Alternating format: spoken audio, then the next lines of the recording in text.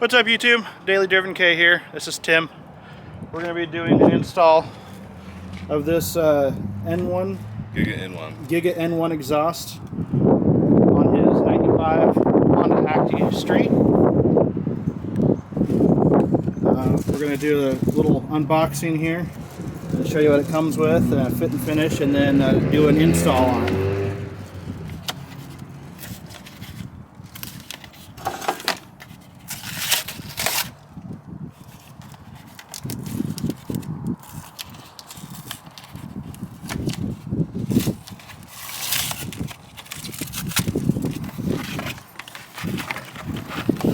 Looks really nice. Tim pointed out it has nice rainbow welds on it, so should be shiny for a little bit. Overall, the box wrapping was really good. The hardware was loose in the box, but that's no big deal. Comes with a baffle here, and then I think that's about it, really. So we'll set up the camera and do a removal of the stock exhaust. So we'll lose some weight there, and then I've been dousing the bolts in PB Blaster the last couple of days. Yeah, so hopefully the bolts don't give us too much fuss, and then they'll come right off and not shear off like mine did on my van. So yeah, let's get into it.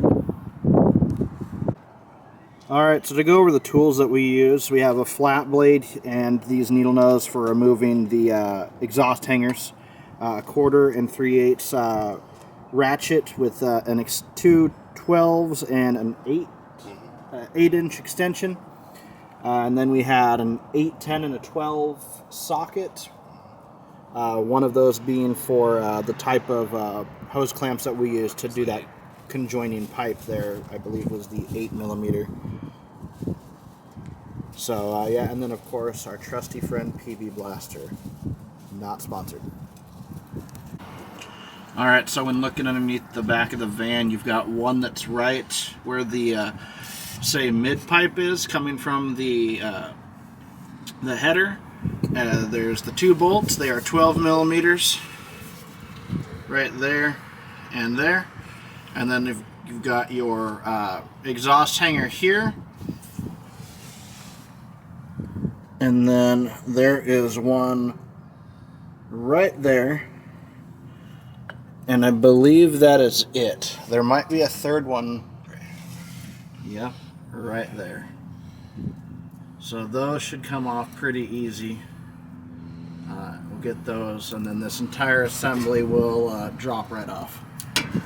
So we're using one swivel and I think two 12-inch extensions. 12-inch and 8-inch.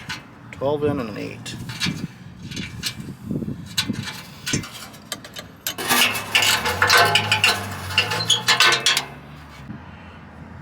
Okay, so the key to getting this one here on the driver's side is you can knock it loose and then push. Get your long needle nose or a flat blade and you push just like that right where it meets the top hanger on the chassis, up like this. It's already down, so it's flipped 180 right now. But you push like that, and then if you have to, you can get your hand in there and just kind of push it off.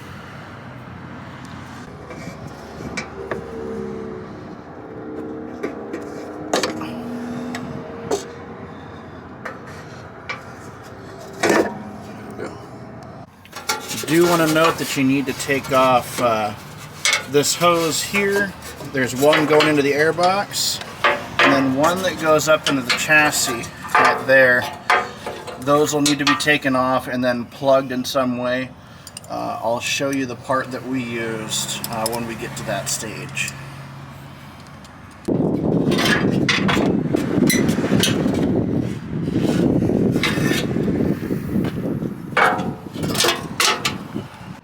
Okay, one thing to note is this is a flat style flange, and it does not come with any sort of gasket that we could see in the box.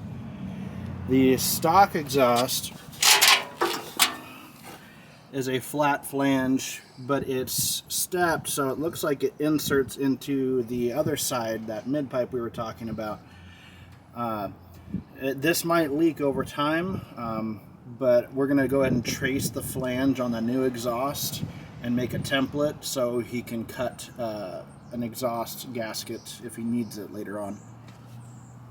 And so here's a weight comparison between the two exhausts. Here's a stock exhaust unit.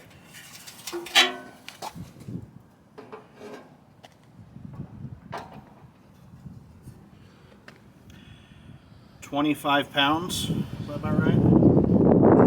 26, about 23. 23. Or no, 26. You're right. 26. 26. 26 pounds. Does that say 9 pounds. 9 pounds? Alright, so as far as the two hoses are concerned that come off of the air box and then go into the frame, what we use here is this PVC coupler fitting. You can do either a 1 inch and have a little bit of slop to clamp down on, or do 1 1/4 and it be tight and need like silicone lubricant to fit it into the hose. Either will work. I have the 1 1/4 on mine, but this one seems to fit a little bit better for Tim's hoses. I should go into detail here on what this hose actually does. So we've connected the two ends together that would normally go to the exhaust. And what this hose does is it allows air inside of your chassis rail, which is pulled from this side right here, would normally go into your, would be connected to the exhaust shroud. It would heat it up and it would go into that second hose and feed a warm air into your engine to help with startups. In our climate, this is not really a necessity. I've eliminated it on my van, on my truck, on a previous truck I had, and then we'll do the same for this one. This one being rear-wheel drive, probably won't see as much winter driving as others, but any effects that this negates here is going to be marginal. So keeping the hose up on the chassis side at least still keeps the air volume going into the intake what it was before we removed the stock exhaust.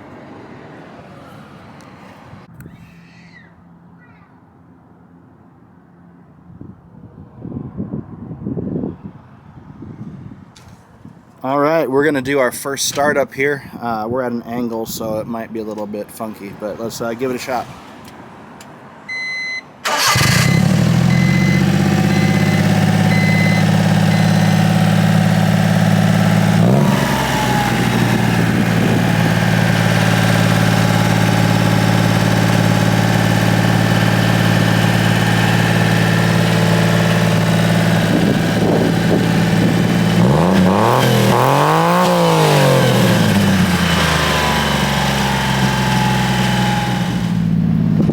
We're going to go take it for a quick drive.